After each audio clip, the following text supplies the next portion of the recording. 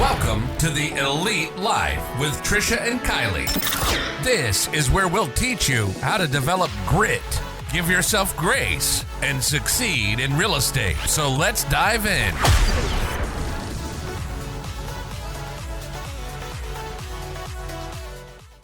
Hey fam, you're tuned in to another episode of the Elite Life Podcast. I'm Trish and I got Kylie with me today. We're gonna deep dive into a subject. Yeah, Trisha's gonna tell us a story now that we're going off script. It's been a very long day, y'all. I just want to say it's a long day, and I just want to thank you for being here with us. I do too. Thank you. All right, tell your story. We ready for the story? We're ready for the story. It's story time. So Kylie and I were at the gym. You know, we like to go to the gym, and like good gym patrons. She likes to go to the gym. You started liking to go to the gym too. You're not supposed to tell people. I rub off on people in a good way. So we're at the gym and we finished stretching, and you know, you got to spray your gym mats off, clean them up, all that good stuff. So we're walking away, and just out of the corner of my eye, I see this little piece of white paper, and I didn't know if it was like ours or not, but I was like part of me wanted to just like keep walking. This happens all the time to me. Like I'll see something and it's like I'm already 5 steps away, but I see it in my peripheral, and like I wanted to keep walking, and Kylie's talking, and I'm like, okay, wait 1 second, and I was like, I gotta turn around and clean that up. I was like, the mom and me cannot just leave that piece of paper there. Like it wasn't even on the mats that we were on, but it was just definitely not our garbage. But when you said that, it reminded me of Surprise, an Andy Frisella podcast I was listening to, and he tells this story a lot. He talks about how he cultivated standards and discipline in his business, and he was talking about how as a leader, he recognized that it was his job to set the example for the rest of the team. And so if he's walking the gym floor or walking the, you know, the retail floor, and he sees something, you know, he picks it up. You know, yeah. if he's done in the bathroom and he uses the last square, he puts a new thing on there. He doesn't wait for the cleaning crew to come through and do it. And like that me yesterday. Yeah. Right. We were at our office. She's like, I took the last square and I don't know where the paper is.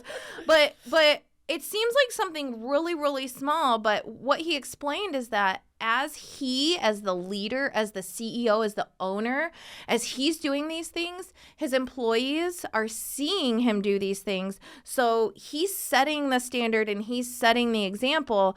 And I think we all feel the same. Like if you're at a job and you see your boss doing something, you're not going to get caught not doing that thing, right? Yeah, absolutely. And as a leader and a boss, like when I see something, I take care of it. Like there is no like, that's not my job. Like if I'm in the bathroom and I see like the floor is dirty, this has happened multiple times since we blacktopped the parking lot at our Livonia office. Yeah. So I'll go in the bathroom and there's like black footprints on the floor. Now I could easily be like, hey, Kim, can you clean up these black footprints on the floor? That's dumb. Like Kim has other stuff to do. So do I. But I've seen them. There's no reason I can't go get the Swiffer mop and clean up the floor. So it took you less than 5 minutes. Absolutely. Absolutely. And, you know, that brings us to like, why are we talking about this? And I feel like it's because you have these standards of life and you need to be constantly trying to raise your standards. And when you get those standards, it comes from your values. Right. And I've had a lot of podcasts and books and like just things hitting me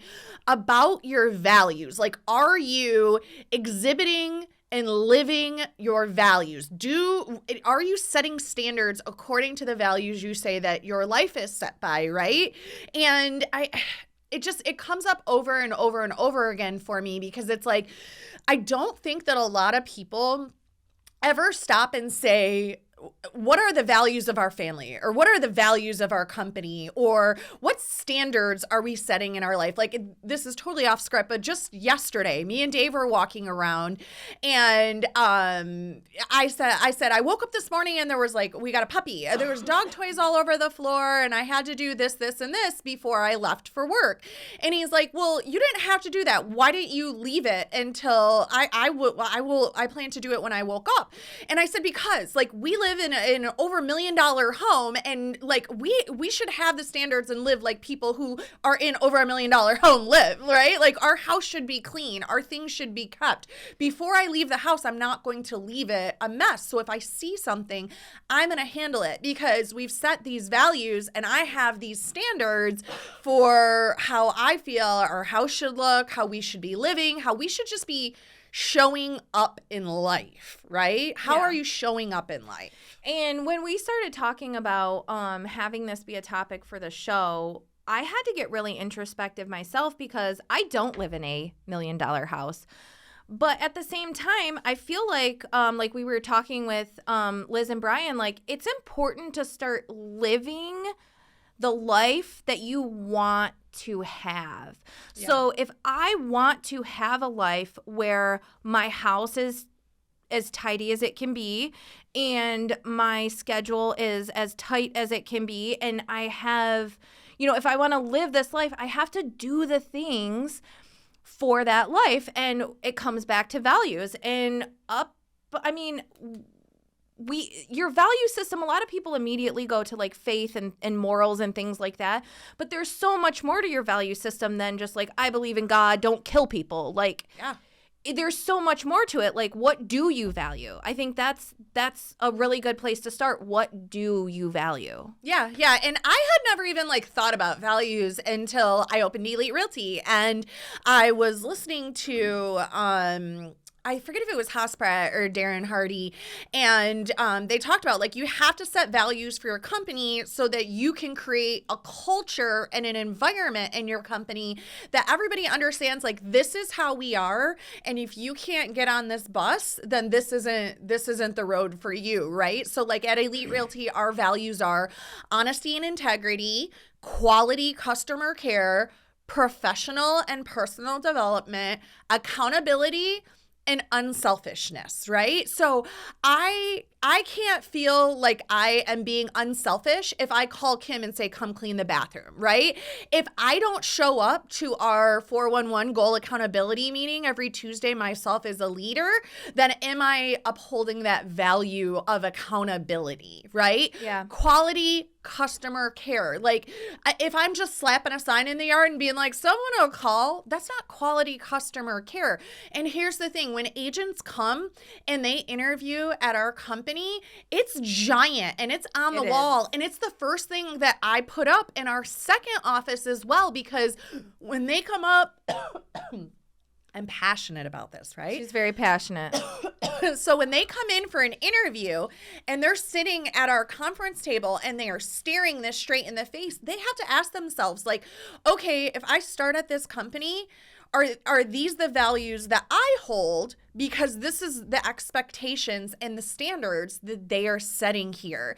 And I also utilize those when I answer questions for our agents. So if an agent comes to me and they say, should I do XYZ? I actually just had this conversation last week. One of our agents was like, I want to do this, this, and this, and this, and this. And I said, listen, one of our key values in our company, part of what our culture is built on, is quality customer care. Do you feel like by doing this, that exhibits quality customer care and making the world a better place, right? Because that's part of our mission, is to serve and strengthen the community. Right. So our mission is to serve and strengthen the community. Do you think by doing this that is serving and strengthening the community? And he's like, no, I can see that, right? So yes, you may be entitled to this. Yes, it may be in a contract that you should get it, but does it line up with our mission and our values? Yeah. And I think that another thing is when people think of like standards, like raise your standard, I automatically go to like this young girl who meets this baddie boy, and her parents are like, you need to raise your standards. You can date a doctor who's going to Harvard or wherever people go for doctorness. And that's not always it. It can be something that just involves you. And it made me think of when we were talking about my workouts, right? So by the time this airs, 75 Hard is over. Everything is amazing. I love this program. Thank you, Trisha, for dragging me along by my coattails. But I realized I came to a spot in the program where the workouts were easy. And when we were going to the gym, or if I was going on myself, I would avoid doing the weightlifting. I would avoid doing the assault bike, and I would just get on the T-Rex and I would climb some stairs, pretty easy. I would get on the rower, put it on 5, row around. But I needed to raise my standards if I was going to get to the next level. And that's when I found stuff on Instagram and I was like, look at this baddie workout. We're going to get the best booties ever. Yeah, and that's an important point, right? Like, after I set those standards at the office, I brought them home. And I actually didn't, like, intentionally say, okay, family, we're going to sit down and set the values for our family. But what we did set, and we do every year and we've talked about in the past, is our goals and targets. Well, our goals and targets, they reflect our family values, right? Yeah. So our family values for personal and personal development, right? Personal development. So that is our workouts. That is our reading. We read books.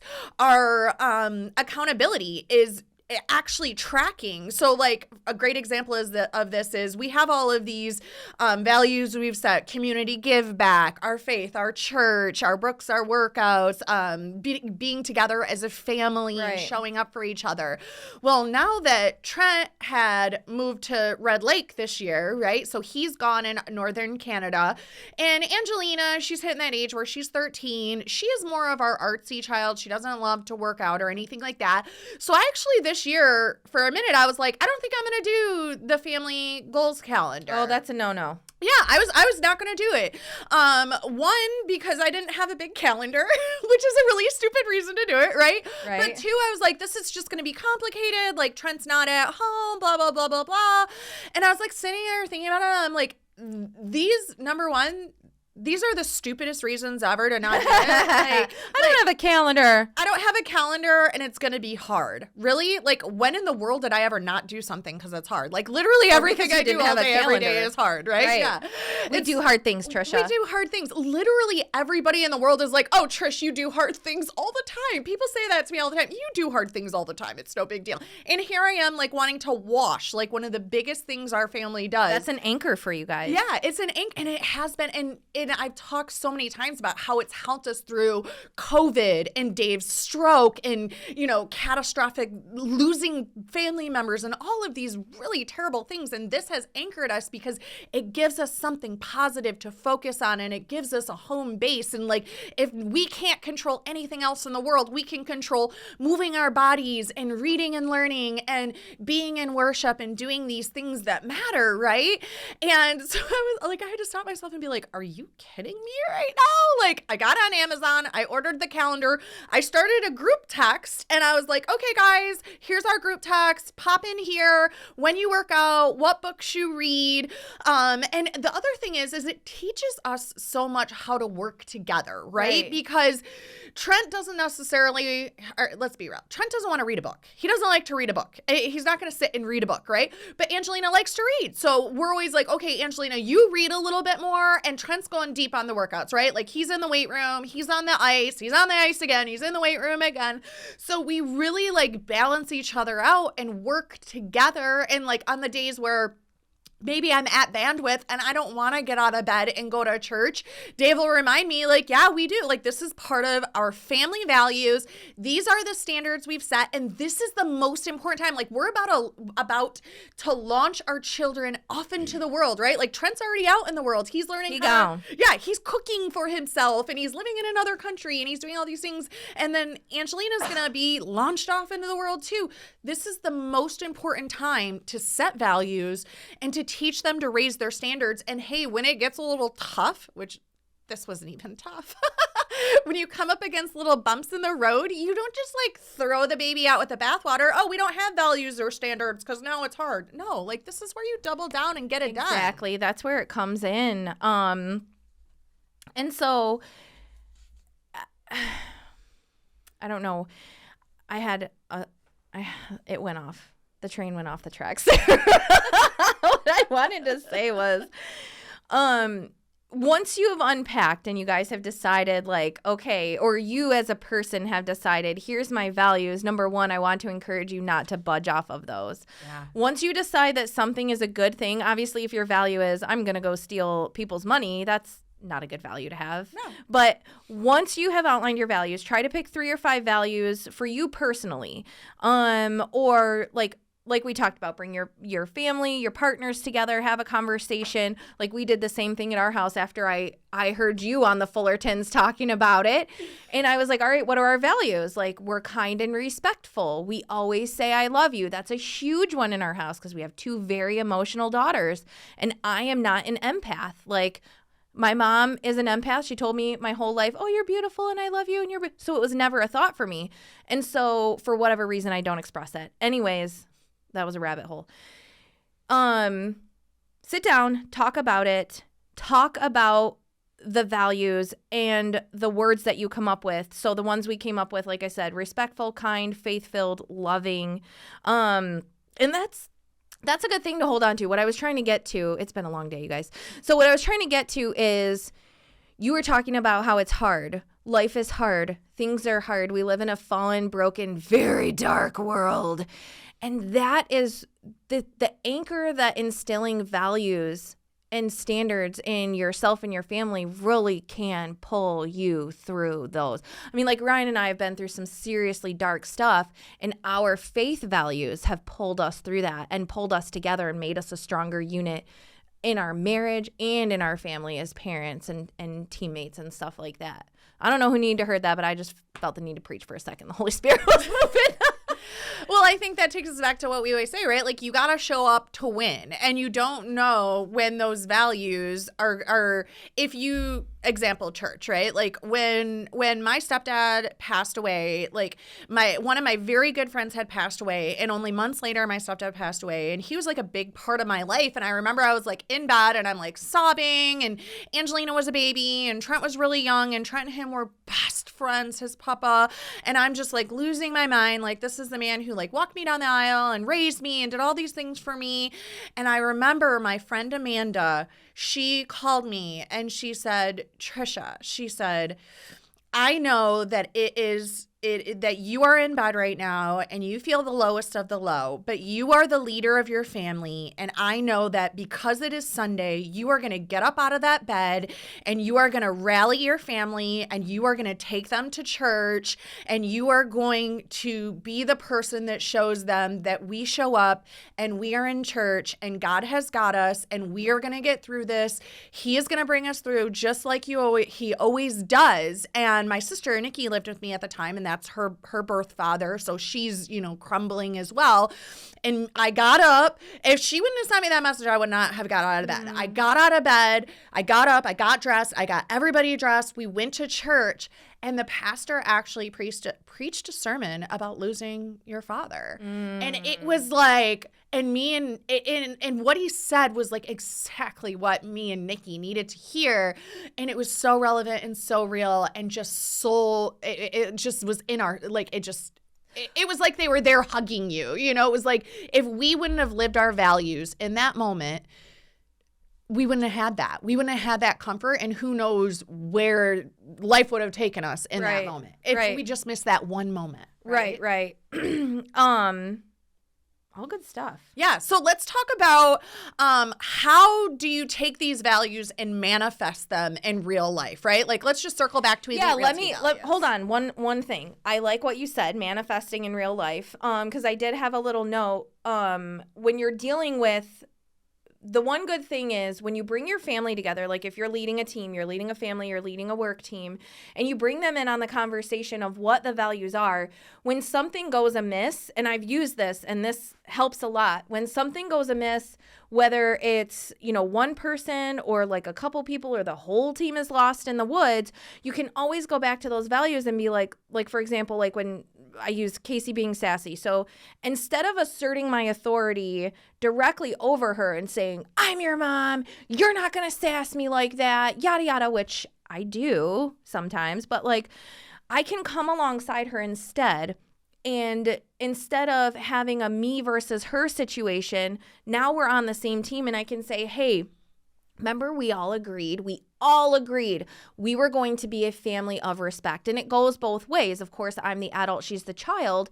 But I feel like so many times as parents, We need to understand that we're showing them how to be respectful. And so when I look at my kid and I'm like, you know, whether it's stimulation overload or I'm just pissed off and I'm like, shut up, just shut up. Like, that's not respectful. I don't want them, you know, to do that to me or anyone else. So, you know, when you're able to bring everybody together on the same side of the line and remind them this is what we agreed on, it makes your relationship that much better, and it makes whatever team you're on, whether it's your family or work or whatever, or sports, it makes it that much easier to lead that team, bring them together, be cohesive again.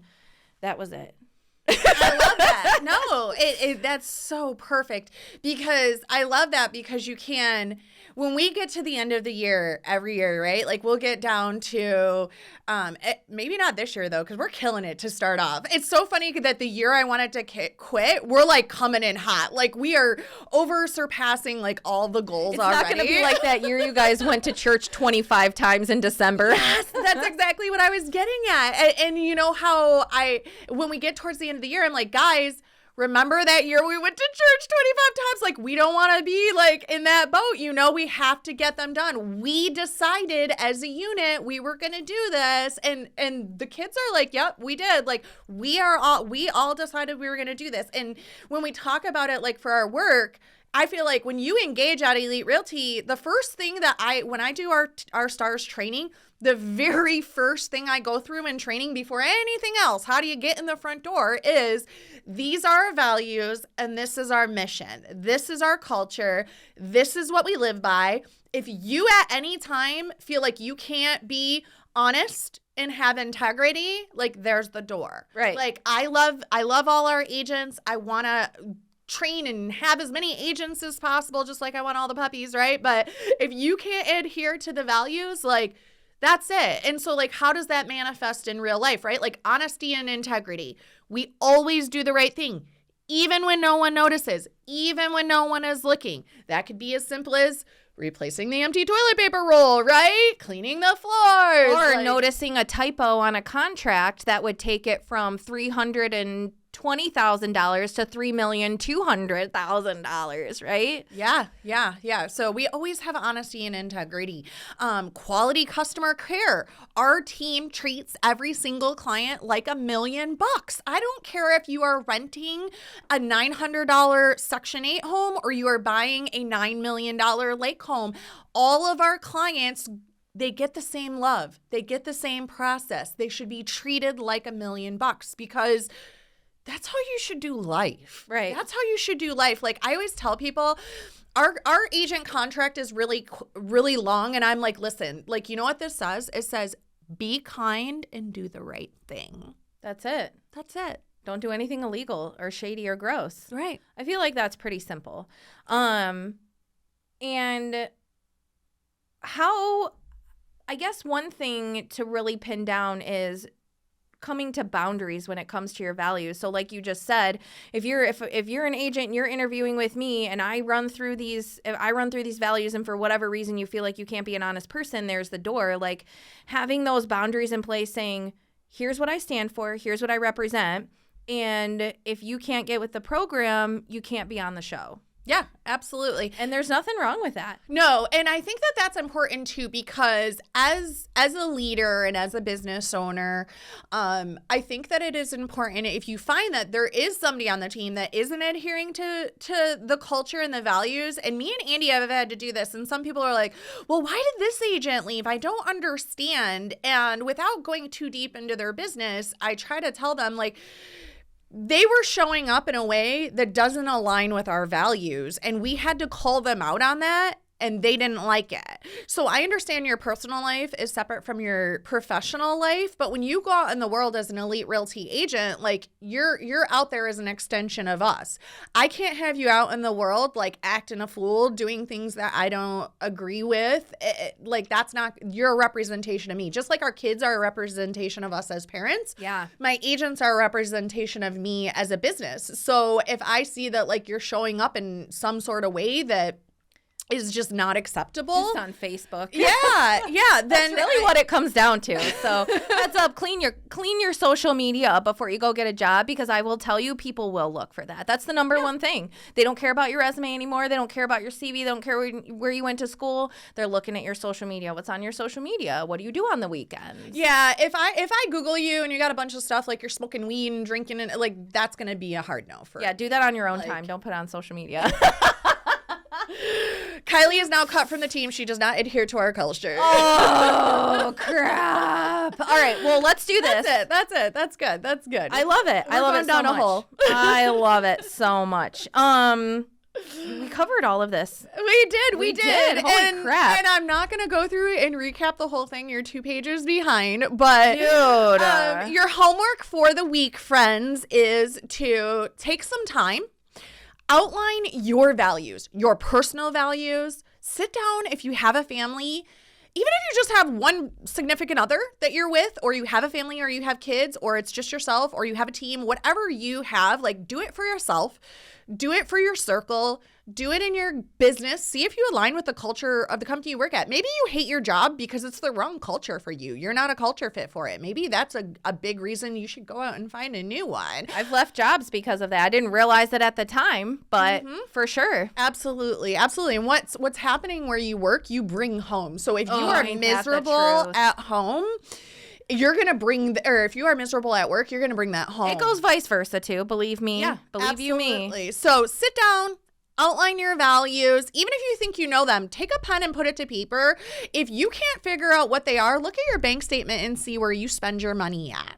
If you are spending your money on the gym and books and tithing, like that's going to tell you where your values are. If you're spending your money at the bar and on gambling and, like maybe I need to recheck my values, right? So this is your courtesy call to take a look at your life, figure out how you're doing, and then figure out where you want to go. Well, I think so too. So like once you get your values really quick, you have to figure out how you're going to manifest those.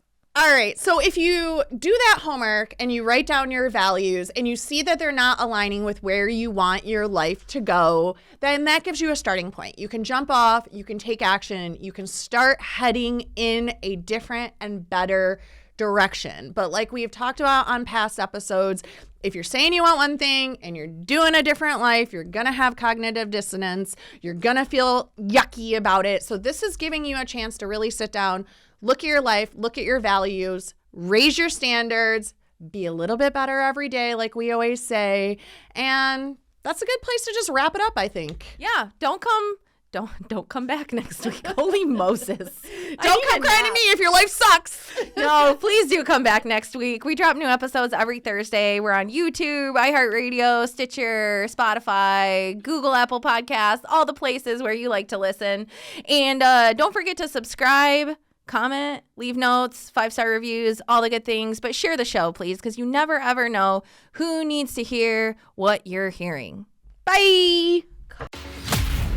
We thank you so much for joining us today on the Elite Live with Trish and Kylie. Be sure to share the episode with a friend so we can continue bringing you more great tips on grit, grace, and real estate. You can also connect with us on Instagram, Facebook. We hope the ideas we share continue to help you build an empire and leave a legacy.